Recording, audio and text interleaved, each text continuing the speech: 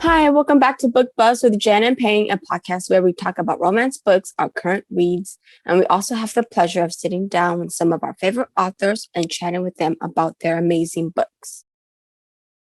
Hello, I cannot believe Christmas is, well, when this podcast goes live, Christmas is like 3 days away. Yeah. Yep. How crazy is that? Super crazy. I can't believe it. And then we're almost a week away from New Year's. Yeah. That's crazy. Today it's a very exciting, fun podcast because we're going to be interviewing my favorite, Alexandra Silva. Adore her. But before we start that, let's go into what we've been reading so far. I haven't read much. I was supposed to read yesterday, but I went to go see Spider-Man and I am like so obsessed with it and I'm still thinking about it and it's taking everything in me now to go back and watch it. Or just sit in the theater and go to every showing because that movie was phenomenal. I'm a huge Marvel fan. I'm a huge Spider-Man fan. So that movie, Chef Kisses, y'all. If you haven't watched it, watch it. I love it. But I did finish Fired Up by K.K. Allen. That's part of that series, The Bayside. I think that's what it is. A series that she took out with Tia Louise, Harlow, and Candy Steiner. And this is the third book in that series. Each book can be read as a standalone. But I'm trying to read them in order because first I got Candy's and then I got Harlow's and finished Fired Up. I loved it. It was so cute. Single parent, my jam. Who doesn't like it was I loved it. And it was like I've said from the start, this series reminds me of Chicago PD, Chicago Fire, Chicago Med, because it is all in that world. Yeah. And I remember when I used to watch Chicago Fire, I used to always say, I really want a book series, but like more romancy because Chicago Fire, it has romance, all that series, but it's not very focused on romance, if you could say that.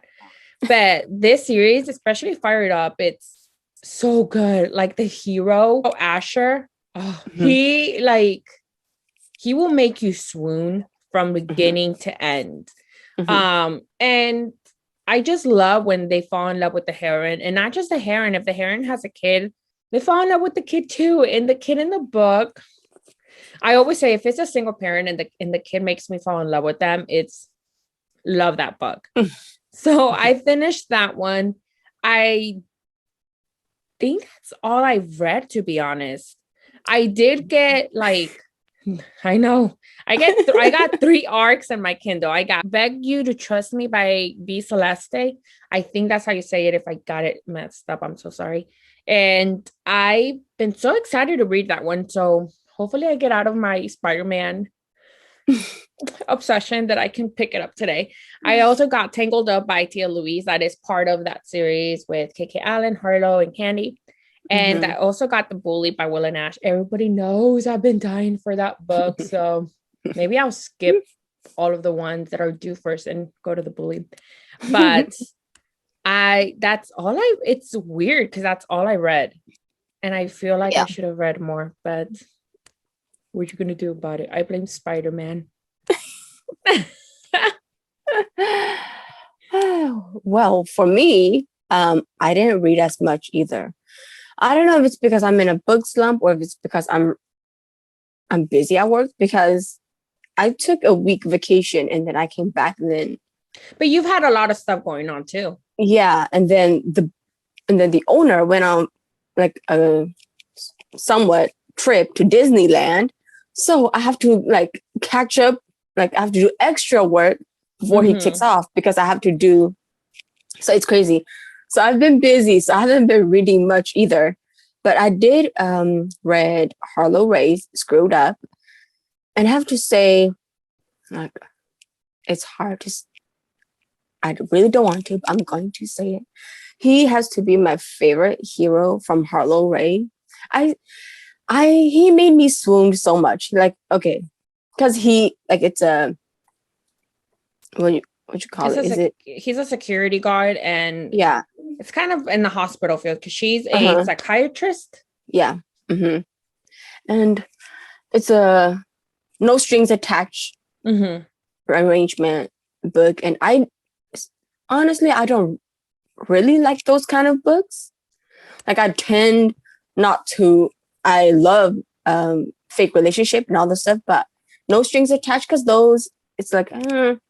But then this one, I really enjoyed this one. It's amazing. I love it. It was like the things he do for her. Well, his nickname for her is Belle, and she calls him Beast, and I love that so much.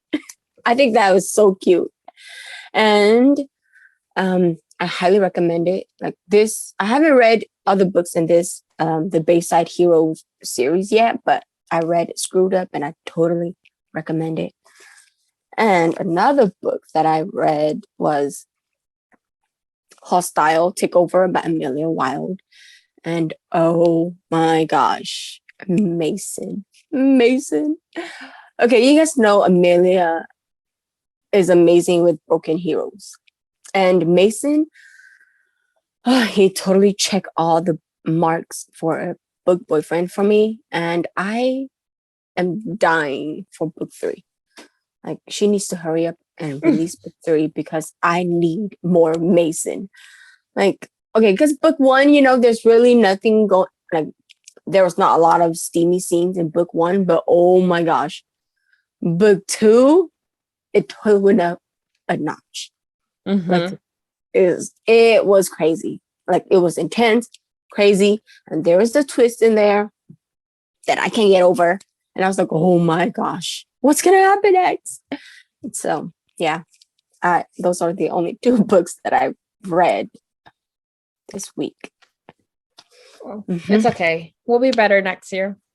Hopefully. Well, actually, hopefully this week it's going to be my week. I'm going to catch up on my arcs, and I'm going to spend New Year's reading a new book that's been on my TBR forever. So we got this.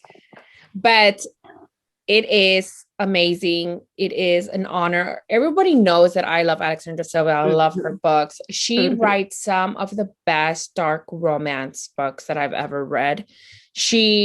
I don't feel like a lot of readers have read her, and I really wish they will pick it up, and I hope they pick her up because she writes beautiful.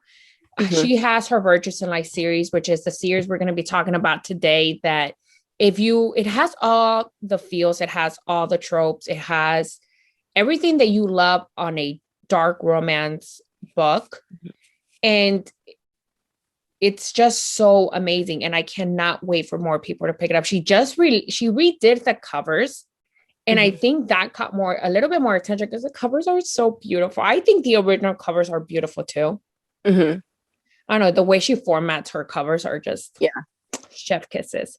They pop out. Yes. So, and she has written some small town romance. Don't get me wrong. I love her dark romance. I mean, not her dark romance.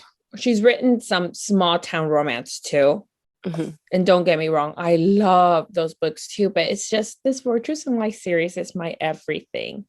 So it's such an honor and a pleasure to have her with us today. And we're going to be talking about the Virtues in Life series, her small town series, her writing process, and what's next for her in 2022. And let's go. It is such an honor. I love you to pieces. And I think everybody who listens to this podcast knows I love you to pieces. So thank you so freaking much for agreeing to sitting down and chatting with us today. It is seriously, thank you so much. And just how are you doing? I'm good. Trying to get as much down as I can before the end of the year. I've got that book that I need to finish. Yes, ma'am. 100 others that I need to get on with before you kill me. I bug her all the time. Like, we'll get into this a little bit later on the podcast, but I'm always on to her. Like, let's start off with, so readers can get to know you a little bit better. Tell us about how you got into writing how you how'd you come up with your first book idea, and how did you decide to go out and publish it? Well, I used to blog before I started writing, and loads of people used to say, why don't you try actually writing a book? And I was like, well, I don't know. And then actually my other half was always like, you should do it, because I did English literature and creative writing at university. So it wasn't like I didn't want to do it, or I've always loved literature. Like I've always read a lot, but it wasn't until, and I know like it's so stereotypical, but it wasn't until 50 Shades of Grey came out that I actually started reading romance properly. Until then, I was more like of a Laura Kate. And I loved, my favorite series ever was like the Hush series and the Fallen series. I think that was really where I started to enjoy modern literature. Until then, I just loved the classics. So that's sort of how I started with the writing, because I loved it so much that I dropped my law degree to do English lit and creative writing. Really? Yes, I did. Yeah. Before that, I was doing politics, philosophy, and law. And I don't know, I just had I had to take an extra subject because of my marks, because I don't know how it works in the US, but here, if you have marks above a certain grade, you have to take an extra subject. So they were like, what do you want to do? And I thought, my cop out is going to be English, because I had no interest in anything else really. So then this wacky teacher, he was just like, he used to make me read every lesson, every seminar we had, lecture. He was like, why don't you read? And I was like, okay. And he's like, I just love the sound of your voice, it's so sensual. I was like, oh my god, this is like so great.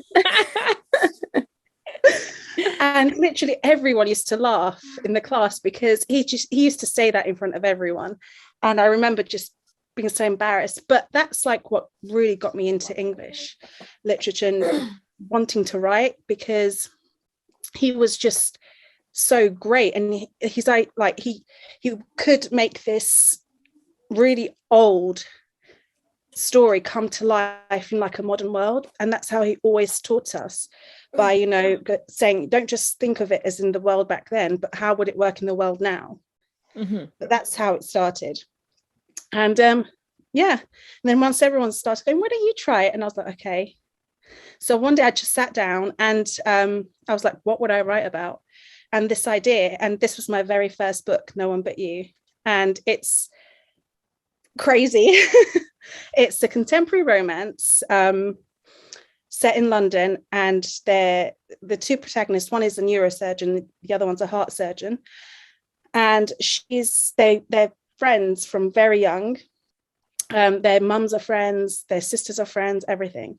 And she's always liked him and he's always liked her, but they go their separate ways, and they have kids with other people, but they get divorced because life happens, but they end up back together, and it's a mishmash because you've got blended families. They both have kids and their exes, there's always that tension. But I've loved that book so much. Jamie and Quincy are just like, some people read it, they're like, what the hell, this is like Jeremy Kyle or Jerry Springer. Guys, they're like, this is like an episode of that. It's so like crazy, the relationships. But I think, well, to me, I'll always love that book, and it's still one of my favorite books. It's a lot lighter than what I write now, and sometimes I go back and I read it and I think to myself, oh my god, like my writing then and my writing now, it's so different. But I don't know, I think it was a good place to start for me. Hey, I think I've read that book. I think I've read all your books. I don't know. Do you know what? I actually don't talk about that series as much as I probably should. And I think it is because when I look back, I think to myself, my writing just wasn't as good as it is now. Because I think with every book, well, I try to improve with every book, you know. I don't know, you tell me. You've read most of my books, but I try. And so I don't really promote it as much as I should. I don't talk about as much as I should, but I do love them very much. I do think I think every author, as they release books, their way of writing changes. Because I mean, if you go back and read Burn and then you read Flame, it's two completely things. And it's like, I mean, each book has its struggles. So I'm going to say yes. And it's like more epic every time I pick up one of your books. So the anxiety, though, the anxiety. Oh my gosh. Do you know what it is? Like, I have an idea in my head. I know how it's going to begin. I know how it's going to end. And then as I sort of go through it, I just like certain scenes come to my head, and then I'll wake up sometimes, you know, in the middle of the night, and I'm like there typing on my notes on my phone. And, you know, Kane's like, what are you doing? Just go to sleep. Can't you do that? And I'm like, no. I need to, otherwise I'll forget. And then it just won't be the same. Like sometimes it's just the conversations. Like, I'm trying to think. Like there was a conversation in Smoke, and that was like, that came to me at night, and I just woke up and I was like, oh my God, I need to write it down. But in fact, it happens with a lot of my books. I think as well, it's because I struggle switching off. I've always got something going on, and sometimes I'm writing a book. You know this because I come to you, I'm like, Jan, oh my God, I've had this idea. Please help me out here. Tell me not to do it. And then you're like, and I'm always like, do it. I want it now. Yes. She has a whole list of book ideas that I'm seriously freaking dying for. And I'm just like, lady, please get into it. Like, come on. I need them. Yeah. The thing is, I just wish I could write so much faster, but I don't know. I can't move on from a certain thing until I know it's right. So I know that a lot of people will write, you know, they'll just write their chapters out and then sort of go through it and fill it out. Whereas with me, I have to write as I would read it, as I would enjoy reading a book. So, I mean, it's really inconvenient for me because then I have ideas for like other chapters, and I'm like, they're scribbling. Sorry about that. They're scribbling and trying my best, like not to lose where I'm at.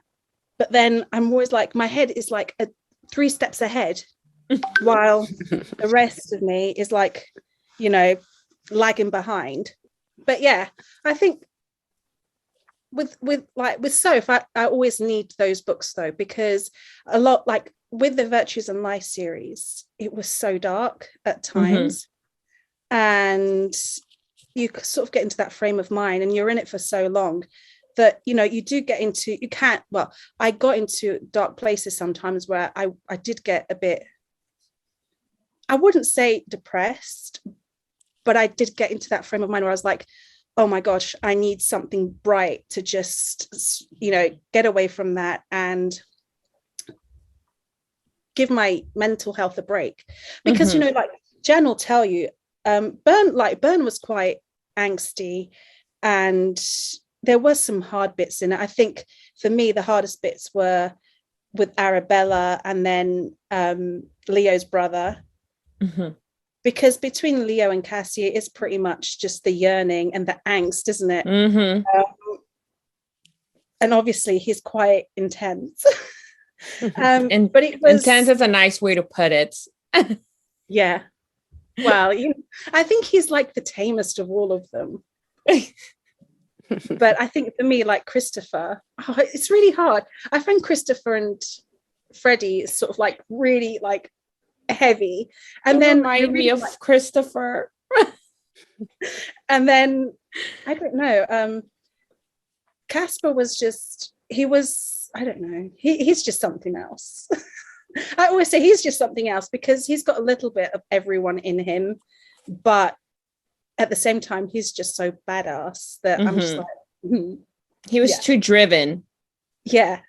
But I think that was the military background. Anyway, I digress. I've gone in a completely different direction. Sorry. So you mentioned of how you love reading literature and classics. So who are some of your favorite authors, and have you been reading recently? My favorite authors. Oh, wow. I say probably the book. There's two books that I really loved, and I know loads of people say them, and I really loved Wuthering Heights, and it's not particularly the romance aspect of it. I just really liked the feel. That book just had a vibe.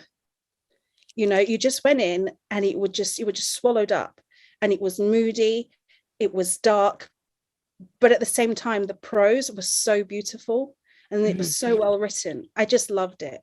And which I think, like, Emily Bronte was just so different for her time, which is why I think I really loved her writing, you know, to the point where I tried to read all of the other Bronte sisters. And I was just like, I used to start and then I was like, yeah, that's good, but it's not as good because they're not as dark. And, you know, maybe it's just me. Maybe I'm just a twisted person. But yeah, I really loved that. And then at the same time, I really loved Pride and Prejudice. And again, it wasn't particularly the romance. It was more it was groundbreaking in its time. If you go back and read all of her other books, you know, like Emma, the heroines, they sort of step outside the lines, but the story itself stays within the boundaries and all that. But within Pride and Prejudice, it was like something new. You know, the heroines really did do their own thing. You know, they said no lots of times. You know, they just, it was just different. So I really liked that. It was a very long book, but I enjoyed it. So those two are probably the books that I really enjoyed classical wise. But since reading romance, and again, a lot of people probably say this, I absolutely love Sierra. Oh my God, she's so good. She's just like, Sierra Simone is like, oh, I read, the first book I ever read of her was Priest. And one of my blogger friends at the time, she said, you need to read this book. And I was like, yeah, okay. And I put it off for a while. And then one day I was just like, why not? Let's just do it. And I read it in one sitting because I was like, holy crap, this is brilliant. I was like, it's unlike anything I've read within romance. And I think that was sort of my introduction to really like taboo. And then after that, after Sierra, I sort of went into like Helen Hart. Like, I really love her Still Brothers series. They're like one of my all-time favorites. Yes. She's just like, if I had to pick a series that I would go back to and read again and again and again, it'd probably be the Still Brothers. I just love it. Everything about it. I like the suspense, the intrigue, the writing. Do you know what it is? Is that she writes so fluently that you can sort of like read book after book after book, and it doesn't feel like you're it's taking forever. Yeah. So I quite like that. But yeah, I think those are like my favorites. But I like small town romance. I really like Devney Perry. Loved her. Also, there was one series, Melanie Harlow's Cloverley Farms. Yes. Oh my word. So basically, I'm obsessed with Sebastian York and Maxine Mitchell on Audible. They were my dream pairing. And I said to one of my friends, and I said, look, if they ever did a book together, like, I would just listen to it night and day. And then the audio for the very last book, I forgot what it's called now, Unforgettable. And that came out and she went, you'll never guess. And it was Sebastian York and Maxine Mitchell. And I'd never read the series. I'd never even heard of the series. So I went and looked at it and I was like, it's the last book in a series. So I literally listened and read the whole series just to get to that one book. Oh and my gosh. Say, it's one of the best small town series I've read. Listen to. I just really enjoyed it. I liked the relationships. I liked just, the whole sisterhood thing. Yeah, I love that. So there you go. I hope that answers the question. Oh my God. Yeah. But I think you've written a little bit of small town too. Like the series you have with Sophie, I kind of see it as a small town, and Endurance gave me that small town vibe too. Yeah, I think Endurance, it had to. I don't really go for small town, just because a lot of the stuff that I write, a lot of the characters that I write aren't particularly small town characters. They tend to be more like business guys, and they're just city people. Because I'm a city person, I've always lived in a big city, so I guess that's what I feel comfortable writing. But with Endurance, it was like, for one, I was writing in someone else's world, and then I think the storyline itself, it wouldn't fit if it was in a big city, or I can't see it fitting, as like, can't see the characters fitting the way that they did in the small town scenario in the big city scenario. Because like the actual things that happen, I think the nice bits especially, I don't think you could have them. I think they'd be impossible. Yeah. So I like small town, but writing it for me, I think that was what was really hard about Endurance, actually, because I wrote Endurance and then I stopped halfway through because I was really stuck. I really struggled. I've never been to Virginia. I don't really know much. And I have to do my research because I like to know things. I go on Google Maps and I map out journeys for my characters so that I know how long it takes. That's how, like, I'm really anal about this stuff.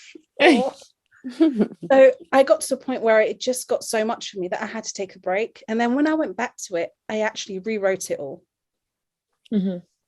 Literally, I read through it and I just thought, I like it, but I'm trying to force something and it's not me. So I just had to go back to the start, and I used a lot of it, but I had to rework it all. But yeah. So for your books, how much world building takes place before you actually go out and start writing your book, especially for the Virtues and Lies series? Like, how much world building goes into that before you dive into writing that book? Virtues and Lies was only ever meant to be Bern. So I went into Bern thinking, I'm going to write, Leo and Cassie's story, and I'm done. I'm good. That's where it's going to stay. So I didn't do a ton of, like, the prologue for Bern. I actually wrote it at the very end because, like I said, it wasn't meant to be a big series. And then the prologue was actually introducing, what happened with the granddad and stuff. So I had to put that in once I'd finished. But with Bern, it was Leo and Cassie's stories, and that was it. And then I sort of got into it, and I really liked Christopher. That's what happened. I really liked Christopher, and I really liked Arabella, and I really liked Fleur. Do you know what? I never actually liked Freddie. Freddie was I just didn't like him. And Casper, well, he was always sort of a background character. And then I remember, like, getting to the point in Bern where you start to see a bit more of Christopher and Arabella, and I went, I really like them. And I said to Alison, she's like, she reads my books chapter by chapter, literally. I finish a chapter and she'll read it. And I told her, and I said, look, I really like Christopher, and I think I'm going to have to write his book. And obviously she was like, do it. I really like him to do it. And I was like, oh, damn it, you were meant to say no.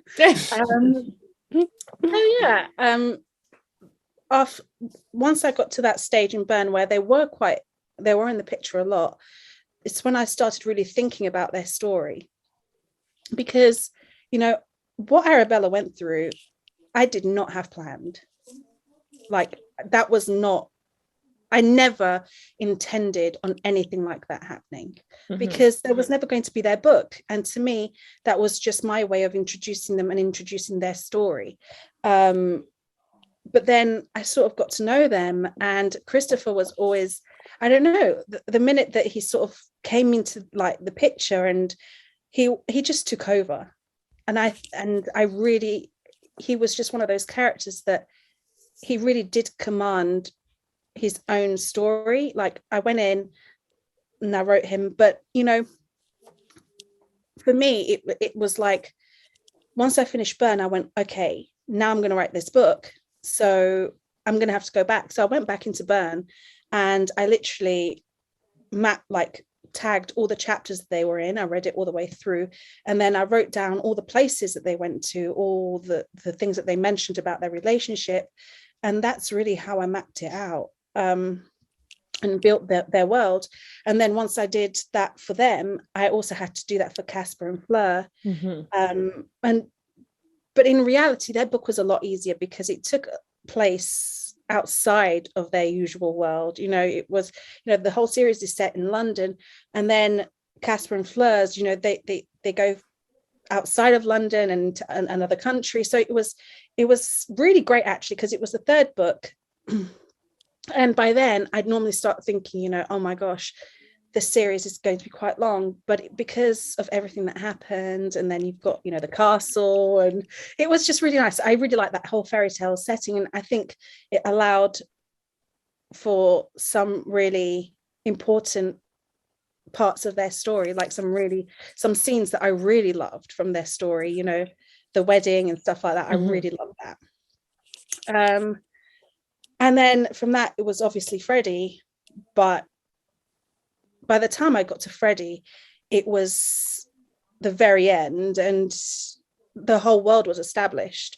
It was more of, I think Georgina made it hard, because they're all so tight knit and they don't let outsiders in. So for me, it was a bit like, I'm going to have to bring her in, but she's an outsider. You know, we're bringing the outside world in. And I remember thinking to myself, like, this is going to either work or it's going to be really terrible, because they're just going to push her away. And I think it turned out okay. I really love their story. I mean, yes. I loved it enough that, you know, I did 2 books on it. But yeah, I think world building wise, I tend to I write down important things like the places themselves. And like you've seen my Pinterest boards, you know, I like to have a clear idea and image in my head of settings and things like that. So I do that, but I don't do so much that I can't, like, that I'm going to trip myself up. Because I know that, you know, you have fantasy books where it's also detailed and everything, you know, has a place and characters have this relationship with a place, and you know, if you step out of that, it can really mess up the story, you know, continuity wise. So I'm not like someone that does that, and it is like a comfort thing for me, but it's also that I like to push my characters outside the box. So yeah. Freddie, yeah, that is one hero that made me so mad. He made me mad. Like I said, I didn't like him. Like I didn't like him at the beginning, and you know why. But I love him now. But a lot of that was to do with his relationship with Lucy as well, right? Yeah. No spoilers though, even though I think I've already told you everything I felt for him. But he's like, the thing is that I feel like all your characters start off in a way to where, like, we're still getting to know them, and we're going in this journey with them, to where at the end of the book, you just fall in love with how much they've grown at the end of the book. And I loved it. Freddie, I feel like, was the one that grew the most out of everyone, because he started off in a place where he was indecisive. He was I feel like he was reckless. And then he started off and he ended in a mindset where he knew what he wanted. He knew he had to like have a plan, not just do whatever he wanted to do whenever he wanted to do it. And I feel like he's the character that grew so much more out of all of them. I think as well, with Freddie, there was so much that we didn't know about Freddie. You sort of knew Freddie, but you didn't know Freddie. Mm-hmm. You know, you always saw him in the background, and he's always the one that's saying the wrong thing at the worst time, you know, and he's always the one that acts first. And, you know, I don't ever think, I've never seen him in any of the other books actually think or feel anything about what he does. I think the closest we ever come to seeing that is in the epilogue, or not epilogue, in the last few chapters of Scorch, when he's with Christopher and Arabella. Mm-hmm. And he sees what's happened. And I think that's the most you ever see from him. Don't cry. It's fine. I still want my other Christopher book. I'm like, I've got so many to go through, but I do like that. I always come back to them. And I think a lot of that is because I put a lot of myself into that story. Burn happened, and I did a lot of growing with Burn. Personally and also professionally, and my writing did a lot of growing, because it was the first book where I wrote it all, and then I went to other authors and I said, I need criticism. So I remember sending the first ever draft to Trelina and Lee Piper, and they read, and they came back to me and they said, love it. You just need to do this, this, and this, and this. And it was mostly to do with the way that I was writing beforehand. So there were loads of things where I didn't realize that I did, which is why I always say my first 3 books, the writing isn't the same as it is now. So like, I always, I tell Trelina this all the time. I'm always like, you had such a big hand in me growing my writing, because you went in there and you just went, no, like, you need to fix this. So Burn was a big growth for me.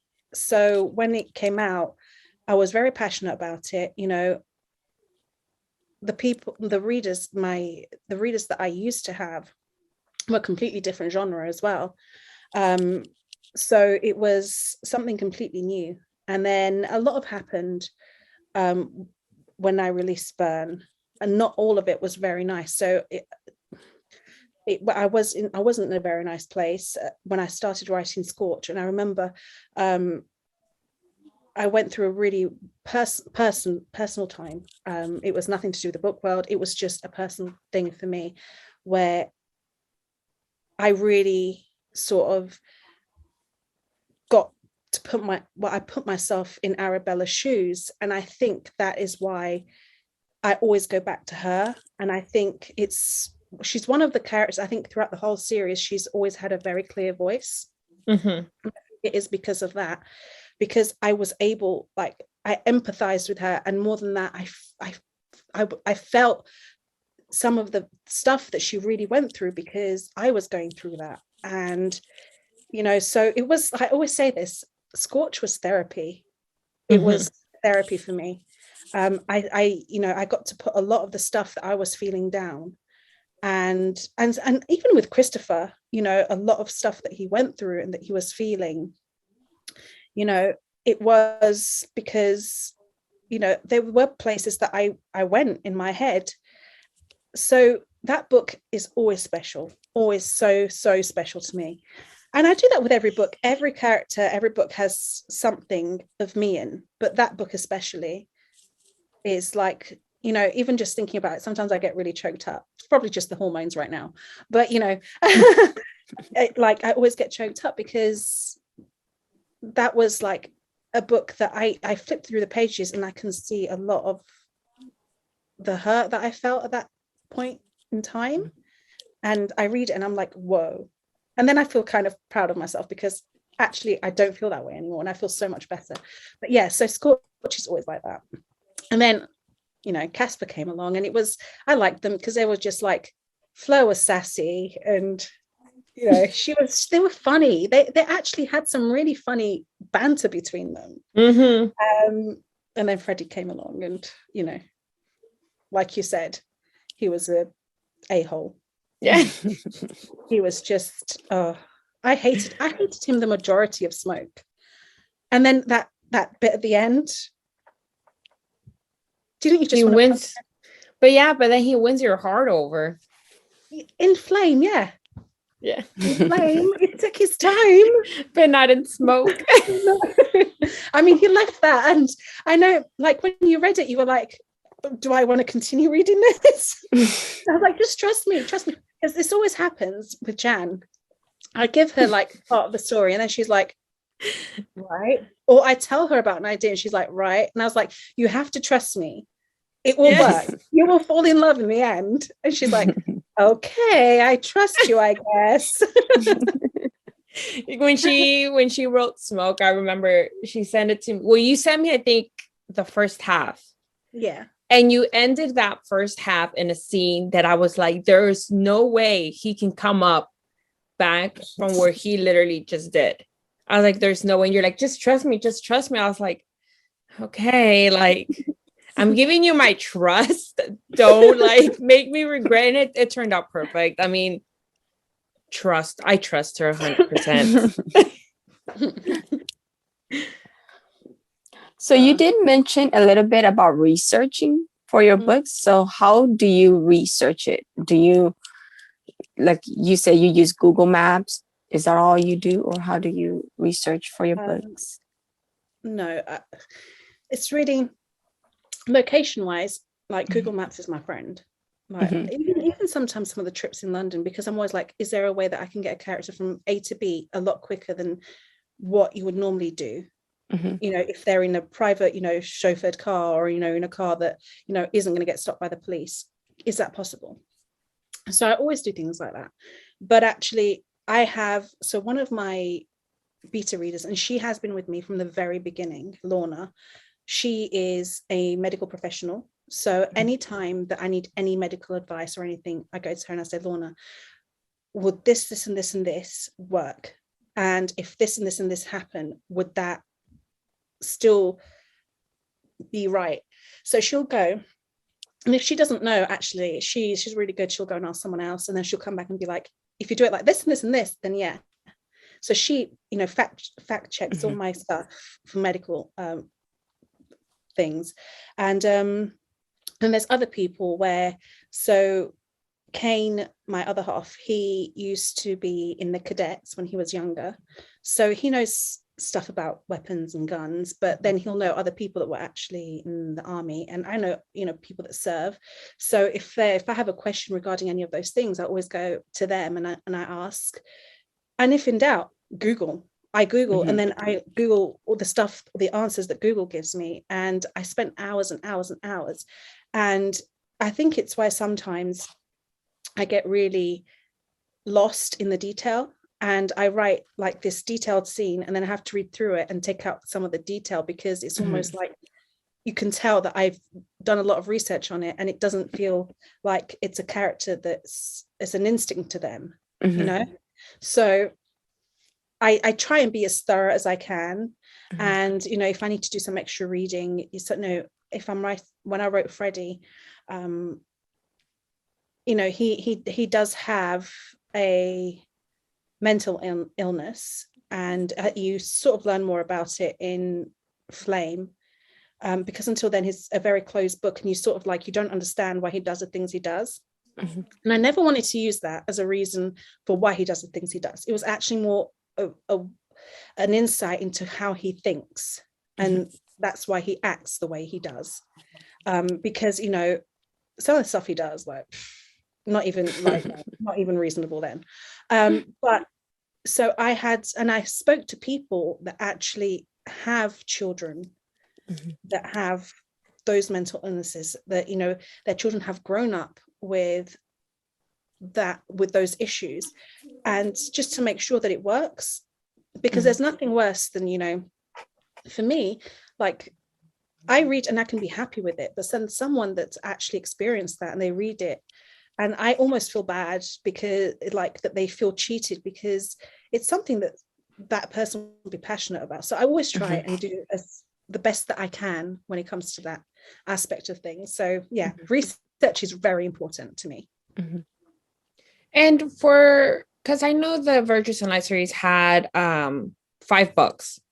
How is it that you keep things in the writing process fresh so it doesn't sound all the same and it each has its own story flowing, instead of, because I feel like dark romance, there's certain ways you could, I read some books where in a series, it all sounds the same. So how do you make it so you keep it fresh and each story is different from each other? Well, I don't really know how to answer that, because like I said, I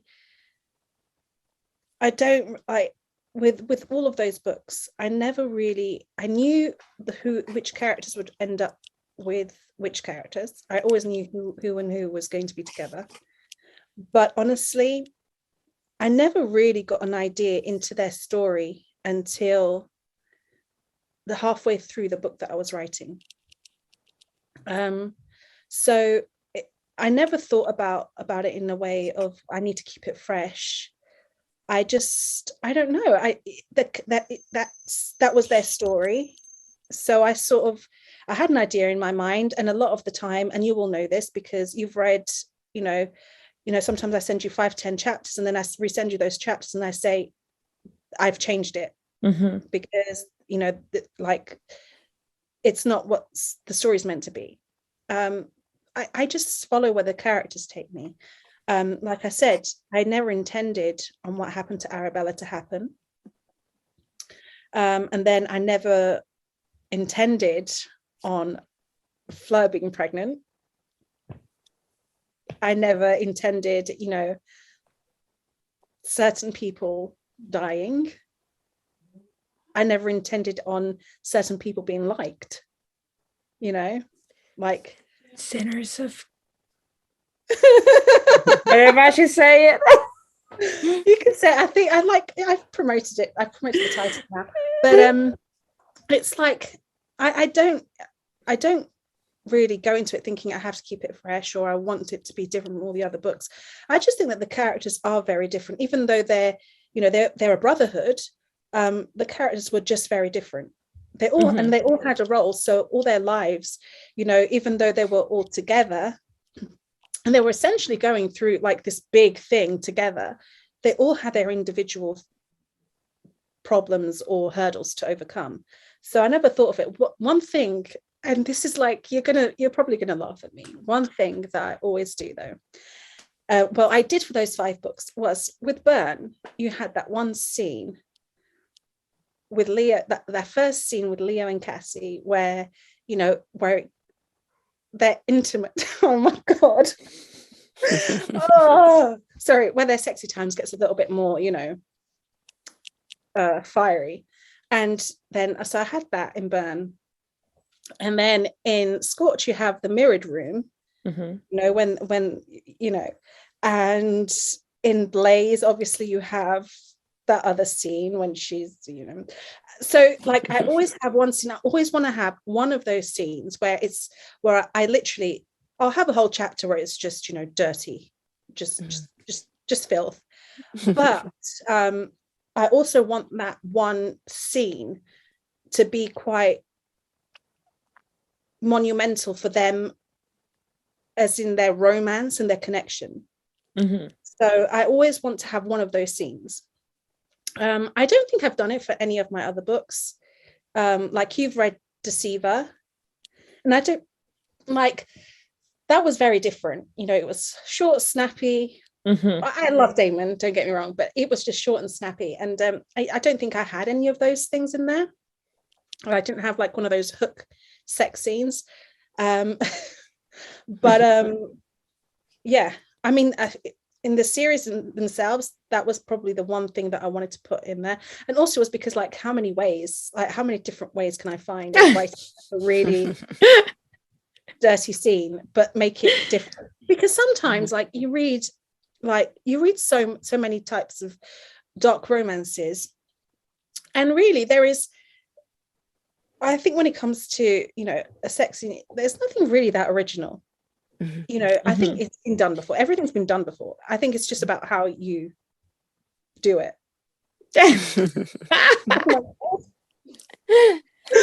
But yeah, man, when people read Blaze, I think Blaze has one of like the craziest scenes I've read from the whole series. I'm like, whoa. Like that one, I feel like that book for me was sort of like the steamiest in my opinion, just because the way Casper was, he was very alpha. There's a scene that I keep thinking about. Now I want to reread that book.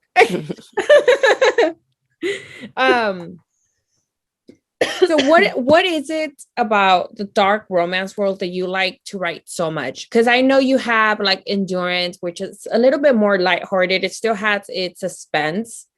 You have your co-writes with Sophie, which are very lighthearted. Very, I see them as a very holiday like book to read near the holidays because it's very sweet and soft. Like, what is it about a dark romance that you like the most, as well as what do you like most about writing those soft tone stories? Okay, so dark romance is just, there are no rules. There are no rules, you know. And I like, as silly as it sounds, I like pushing myself outside of my comfort zone. And I always tell you this, like sometimes when we're talking about when the books that I'm writing, when I'm writing them, and I'll say to you, like, I'm really outside of my comfort zone right now because I've never written something like this. And I think I did this when I was writing Sinner's Kiss. I told you, like, you know, the situation that they're in, I've never written something like this. And I fought for that book so much. I'm just going to put it out there. A lot. And I think this book explains a lot of what happens in Virtues and Lies. Yeah. You see the reason, like you sort of like see what happens and you're a bit like, I don't know which side to take now. It's like Game of Thrones all over again. You know, you don't know which side to take. But yeah, with dark romance, I think it is. It's just, there are no limits. There are no boundaries, no rules. You know, you don't have to worry about what your character is doing. I mean, obviously, I'm going to put this out there now. You moralistically, you have to have rules. You know, you're not going to write, you know, about kids. Like, oh, that's a big no-no for me. So I do think you have to also have morals. But when it comes to adults, like, there are no rules. If you want the guy to be, you know, rough, he can be rough. And, you know, if the heroine needs to be ballsy, she can be ballsy, you know. Whereas I think in contemporary romance, yeah, you can have a guy that's rough. I mean, like with Seb, I mean, he was quite, you know, he was a joker, but he wasn't easy or, you know, sort of too soft with Kate. You know, he always had a little bit of oomph about him. And the same goes with Kate. You know, she, you know, this is a lighter couple, and, you know, they were enemies to lovers, and they had like a good sort of bounce to their relationship, you know, where, you know, they bounced off each other, and she was just as bad as him, and she pushed his buttons and he pushed her buttons, and, you know, they exploded at points. But in dark romance, it just goes that one step further, and you're always like, oh my god, and you don't know what to think. You don't know what to, I write these things, I'm like, and I go back and I'm like, shoot, I wrote that. You know, like that bit in Scorch where they're in the club and he goes after her in the bathroom, and that the whole thing happens, and then how he leaves her, and I was like, shoot, okay, I wrote that. That's not really how I normally do things, but okay. The same thing with Freddie and Georgina at the end of Smoke, you know, the whole belt situation.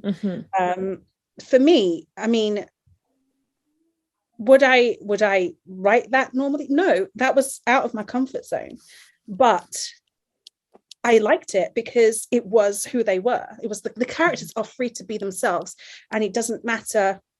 You don't have to think about what the reader, like offending the reader, because the dark romance reader already wants that. They want to be pushed. Mm-hmm. They want that little bit extra, where you go, oh, you shouldn't like that, but I do, Yeah. Yes.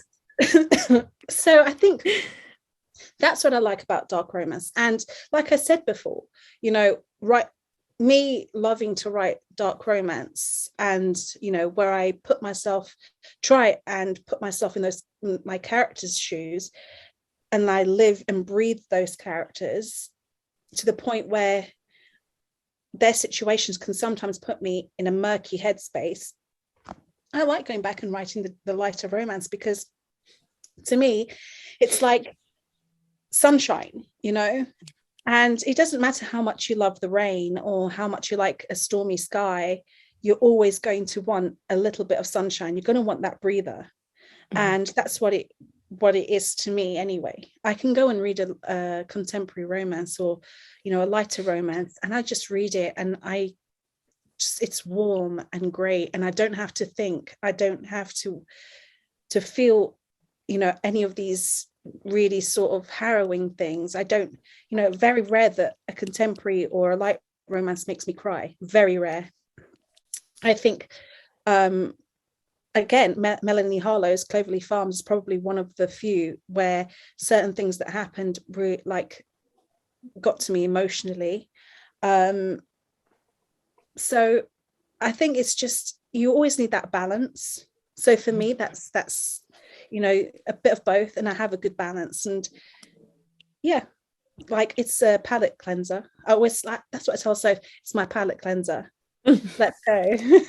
So I know Jen is always telling me about to pick up your books, and she's always telling me that these scenes are so heartbreaking. So how do you actually get in the mindset to write heartbreaking or very emotional scenes? Those scenes actually are probably the ones that I think about the most. Mm-hmm. Like, I told you, like, sometimes I'll wake up during the night and I'll be, typing on my notes. Sometimes we're in the car and I just get my phone out and I'm typing away, or I've got my pad and stuff. And those are the scenes that always come to me. And sometimes it's as simple as I'll hear a song, mm-hmm. and I'm like, oh my gosh, I feel this, and oh my God, like this song is so them. And it could be as simple as that. Other times, like I said with Scorch, it was a personal thing where I was going through something, where I could put myself in Arabella's shoes, and a lot of that sort of translated into these scenes with Christopher, between her and Christopher, where I think I'm the sort of person where I don't say a lot how I feel. Mm-hmm. So I tend to just smile, and no one would know like if I'm upset or anything. I just sort of like smile and I bob along, and I have this thing where I don't want to be a nuisance, or I don't want to impose myself on other people. So mm-hmm. I'll just keep what I'm feeling to myself. And so sometimes a lot of that comes out in the stories. Mm-hmm. And like I said with Christopher and Arabella, a lot of what I felt at the time, because I didn't feel like I could talk to anyone and I didn't want to bring other people down, actually a lot of that went into the book. And now I have people like Sophie. She'll tell me I'm never rereading Smoke. I'll reread all the other ones, but I always skip Scorch, not Smoke, Scorch, because that book broke me. Mm-hmm. And I was like, really? Okay, I'm sorry. But so that's how really like the really sort of heartfelt, gut-wrenching scenes come about. Mm-hmm. The really hard ones. And like I said, music. I love music. Mm-hmm. I would rather listen to music all day than watch TV. I don't actually watch that much TV. Mm-hmm. says the person that's just binged the whole second season of The Witcher in one day. I don't actually watch that much TV. I have very select things that I watch. But music is on all the time. All the time. And my playlists for my books, they're always really long, because I listen to a song and I'm like, oh yeah, I'm feeling that. And then I'll listen. So there's this one song, this Russian song as well, which really surprised me. I listened on repeat for Sinner's Kiss. I listened to that song over 600 times. Oh my gosh. Over 600 times. It was in my the Spotify rap for 2021. Yeah. It was like, you listen to the song 600 and something times. I was like, you know, that happened to me with the Bridgerton soundtrack. Then at the end, you're like, why did I listen to this song so many times? Like, why this song? The thing is, like, especially this song, like I said, it was in Russian. I don't speak Russian. You know, like, my Russian is non-existent. I could probably tell you a few things now after writing Sinner's Kiss, because I did a lot of research. I went and found a reader that is Russian. And I said, you don't know me, you don't have to read my books, but I'm going to tell you what I want to say. And I want you to translate it for me so that it makes sense. And it's not Google Translate, because so I'm Portuguese, and I've seen this a lot, like even with when people translate Spanish, and you can always tell when they've just used Google. Oh yeah. Because the sentence structuring is so different. You know, sometimes the words are they flip around and everything. Like, sometimes sentences in Portuguese are like backwards in English. And I don't like when they're going through a book, and I don't like the idea that that's happened. So I'm, like I said, I'm really anal with these things. But this song, like, it was in Russian. I didn't really understand it. And I asked this reader, and I said to her, do you mind just translating this song just so that I know what I'm listening to? Because for all I know, I could have been listening to, some person sing about, sunflowers, dancing in the sun. And then she told me, and I was like, it's really weird, because the lyrics of the song actually really fit with the actual story. And I was like, whoa, that's insane. So, but yeah, like, there's loads of these songs where I listen to on repeat, and then I go back and they'll pop up once in a while, and I'm like, oh my gosh. And it just takes me back to writing that scene and feeling the way I felt. And you know what? There's something oddly nice about it, because it's like coming home. But yeah, so I love music. I know we spoke a little bit about how, the Virtuous and Like series, what it's about and everything. So for a reader that hasn't read it, how would you describe this series? Oh dear. Oh. I'd say brace yourself. Because it's just insane. It's crazy and it's exciting. It's dirty, very dirty. And it's just consuming. That's what I would say. It's consuming, because it was consuming for me to write. Every one of those books consumed me. When I was writing it, I lived it, I breathed it. Those characters were the only things that existed. Yes, I have a family, they exist as well, but they used to be like, Kane will be like, you're walking around like a zombie again. I was like, I know, but I've just got this in my head, and if I think about anything else, it's just going to go. So I just need to, he's like, just go away, just go and write, and then come back. So yeah, it's consuming. I'd say it's consuming. It's suspenseful. I think at times it's vicious, and it rips your heart out. I think you should just read it. Just read it. Take a chance. You won't be disappointed. And I'm biased, but I think that each book gets better. Will you ever go back to this world? Haha. So I don't know whether I'll go back to these characters per se, but I do have a book planned for Ryan from Blaze. Because I really loved him. I didn't love him, but I did love him. So I have a book plan for him. I'm doing the Twisted Legends author world. But so Ryan's book will be connected to both the Virtues and Lies and that story. So yeah, Christopher might appear. I don't know whether Casper would, but probably. So yeah, I'm sort of dipping it back into it with Ryan's story, but it will be more spin-off than it will be a part of. So what is next for you in 2022? So all the stuff. Well, actually, I have a book releasing on the 28th of February. So it's MMA, it's contemporary, and it is quite light. Jan absolutely hates the heroine. So I'm still waiting for the rest so you can change my mind. The thing is, so it's kind of a grumpy sunshine trope, except she's the grumpy and he's sort of the sunshine. So it's reverse. Yeah. But at the same time, he's like this, big, burly fighter. And she's, quirky, sort of sassy and mouthy actress. And yeah, she's not particularly nice to him. And I think he's very different to all the heroes that I've written, because I quite like the pretty hero. I like them to be pretty, but also burly and manly and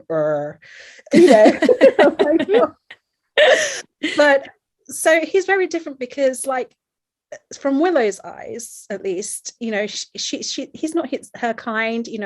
Where he's a fighter, obviously his nose is crooked, and she always teases him about his lazy left eye. He doesn't have a lazy left eye, by the way. That was just her teasing him, and then he teases her back, and I really like that banter that they have. I think that he doesn't have any boundaries, so when she sort of goes in for him, he goes in for her too, which is what I really love about him. But yeah, this book it's different. But Jan, you'll love it, I promise. I'm still waiting for the rest so you can change my mind. I already told you. I was like, I love him, but why is she like that way? Like, it's a situation where we've talked about before. It's like we want to protect the hero and the heroine's being a pain, and you're like, yeah, absolutely. But so Willow is actually part of the world, like the first 3 books that I ever wrote, and I was meant to be writing her book when I started writing Burn, but I don't know, Burn came into my head, and I was like, I don't want to write anything else. I just want to write Burn. So then obviously I wrote all those 5 books, and I never got back to Willow. So this is sort of me, finishing up and tidying up that series. And Willow is always there's always one, isn't there? There's always mouthy, and you're always you're just the bitch of the group. No one actually likes you. People just put up with you because you're family. And she is that person. But I also think that she has a very caring side to her, which I know you haven't seen yet, but you're going to see it. Trust me. I trust you. I know I'm going to love her. I trust you. So yeah, but this one's like accidental pregnancy, and yeah, it's all those things. And then after that, I have a secret project with Sophie, because it's part of a bigger world. It hasn't been announced yet, so we're keeping it stum, but I have that. And then where I'm pregnant now, so I can't I can't commit to books, because I had every intention of being done with Rory and Willow's book by now. It should have been done for NaNoWriMo, but I've had such bad morning sickness that I haven't been able to write for weeks. You know, I sit down and I do a few words, and it's just like, just looking at the screen just makes me feel so sick that I'm like, I'm not going to do this. Because the thing is, if you feel crappy and your heart's not in it, you're not doing your best. So there's no point. So I don't want to promise anything, but I am trying to get Ryan's book out. And then I have the Ripper project, and I've got another secret project, which is dark again, for next year. But again, I don't want to say much on it because, you know, things happen. Is that the one you told me about? No, that's a co-write. This one, the one that I told you about. Oh my god, I need that. I need that one. So basically, I told Jan about this idea for a series that I had. And it was like towards the end of the Virtues and Lies. And I was like, I found something that's not Virtues and Lies, but it's got that sort of feel to it. Secret society, blah, blah, blah. And as you can tell, I love a secret society. Mainly because with dark romance and a secret society combined, you can really do anything. Like anything at all. The world is your oyster. Go as dark as you like. But so I had this idea, and then Jan was like, you have to write these books. You have to write these books. And I said, okay. And I've got Pinterest boards, I've got playlists, I've got notebooks and all of that. You got couples, you got... Yeah. Like, I've got it all planned out. But then recently, this other story popped into my head, and I was like, I really want to write this story because it's dark and it's everything that I want. So then I actually sort of merged it with this series that I had already told her. And then I got back into Messenger and I said, Jan, I've had an idea. And it goes back to this series. So you might get it sooner than what you think. So yeah, this is dark. But it's very, I think you would think, you think it's different for me? I think it's different. Just because there are like loads of elements to it. Yeah. That I don't think I have never written. I think the closest I've come is probably Casper and Fleur's wedding and that whole scene with Christopher and Freddie in the lake. I think that's the closest I've come to anything like that, where it's really dark and it's almost, it's not fantasy, but it's got sort of like a bit of that in it, you know. So this series there's going to be a lot more of that. And I was telling Jan, I was like, just wait for it. There's like rituals and there's this and there's that. And she's like, okay, just write it already. I need it now. So I'm going to try and actually, after I have the baby, because obviously I don't plan on having many releases for the second part of next year. I'm the sort of person that I have to plan things out, and I can't plan for what happens when the baby comes. I've had two, and both times very different. So, you know, I don't know whether the baby's going to be sleeping and I'm going to have time to write, or whether I'm going to be literally like, you know, with spit on me and, you know, just hanging by a thread. So I don't want to make promises, because I don't like saying I'm going to write this book and then I don't do it. I don't like that. So I'm going to try and write these books in that time where I'm sort of getting back on my feet after having the baby, and then I'm going to try and release them as close together as I can. You know, we work with what life gives us. Yes. Well, I'm excited for next year because I know you're going to do great, and I'm so excited. Before we let you go, we thought we would do a game with you. So we started doing a game that's called How Well Do You Know Your Books? So we got 6 quotes from 6 of your books, and we're going to read them to you, and then you have to see which book that quote belongs to. Okay. Are you ready? I'm ready. This. Okay. First quote. There's no redemption without forgiveness. You can't redeem your past if you can't forgive yourself enough to allow yourself to be happy. Smoke or flame? Flame. Is that your final answer? Flame. I don't know. I know it's Freddie. It sounds like Freddie. I'm going to go with Flame. Sounds like something Francis would say to Freddie. No. No. You get one more try. Oh man. Is it Freddie? Am I close? Nope. Jesus Christ. I have no idea. Okay, we'll give you the answer. Endurance. Is that endurance? Why does it sound like something from Virtues of Life? Wow. The second quote. The queen can win the game even if she requires the hand of the king. They lead the victory together. Scorch. Yes. Yeah. We weren't friends and we weren't more than friends. We were something somewhere in the middle, always the middle. No one but you. Yes. Fourth quote.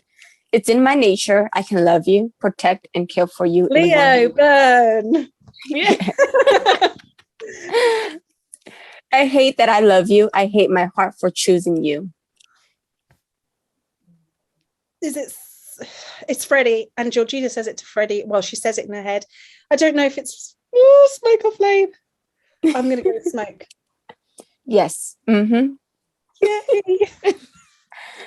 Every freaking beat is yours. You gave me my heart back when I didn't realize it was missing.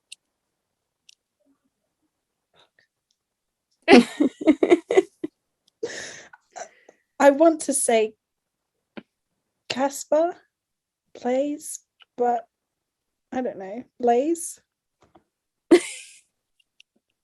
No. One more try. I'll give you a hint. It's not in the series. Is it? Oh, is that Love to Hate You? No. Jesus. Endurance? Mm-mm. It's someone Christ. like you. Is it someone like you? Oh. Fair play. I didn't. Hey. Like those like I said, I don't even like those books are just like the dark ones. You can ask me all the questions. Yeah. But the other ones, like I said, yeah. Well, 4 out of 6. That's good. That's good. I sort of know my books. I know the dark ones. Yeah. But thank you so much, Alexandra, for being here with us today. It was so fun and such an honor to finally have you here. And I am so excited for next year. And I'm so excited for baby Silva. Yes. I'll spam you with more photos. Well, more pictures. I love it. Send me all the pictures. And I'm so excited for what's to come for you next year. And we're so here for everything. And thank you again so much for joining us. And we hope you have a good Christmas, a good New Year's, and just an amazing weekend. Well, it's Sunday, so. It's the weekend. You know, we're probably heading into lockdown. It's all good. It's probably the weekend forever. Again? Yeah. Like the country's not in good shape. But you know what? I didn't mind the last lockdown. It was crappy towards the end because you get fed up, but it's nice at least because you know you're safe. Hey ho. Yeah. You need to do what you need to do. And you need to stay safe. So I don't need to write. Stay inside. Stay inside and write, but be safe. I will do. But thank you so much. And I'll talk to you later. Yes. Bye. Bye.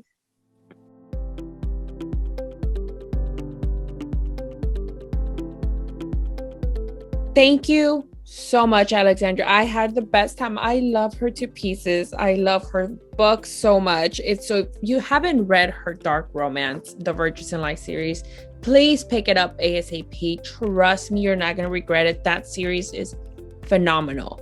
And I mean, you have the option to either getting the regular paperbacks, which I am obsessed with, or the new hardcovers, which I'm obsessed with. So please pick it up and then follow her. Make sure you're following her on Instagram. Her handle is Alexandra Silva Author. So make sure you follow her on Instagram so you don't miss out on any of the news of her upcoming book releases. And then I do want to remind you, we still have that Jody Ellen Malpas giveaway in our group. It does close tomorrow, the 23rd. So you have all day today and all day tomorrow to enter. So you'll get a signed book of Gentleman Sinner and This Man. And then you're going to get an unsigned paperback of The Enigma. So make sure you enter. If you have any questions, let us know. Our handle is @BookBuzzPodcast on Instagram. And we'll see you guys next week for the last podcast of the year. Yes. And so crazy to still say that. And this isn't book related, but everybody go see Spider-Man, please. Please go see Spider-Man. I'm trying to figure out. I might go watch it on Christmas Eve just for fun. Yeah. Have an amazing week, guys. And I hope you guys pick up Alexandra's book. And we'll see you guys next week. Oh, and Merry Christmas. Yes. Merry Christmas. And we'll see you guys next week. Bye. Bye.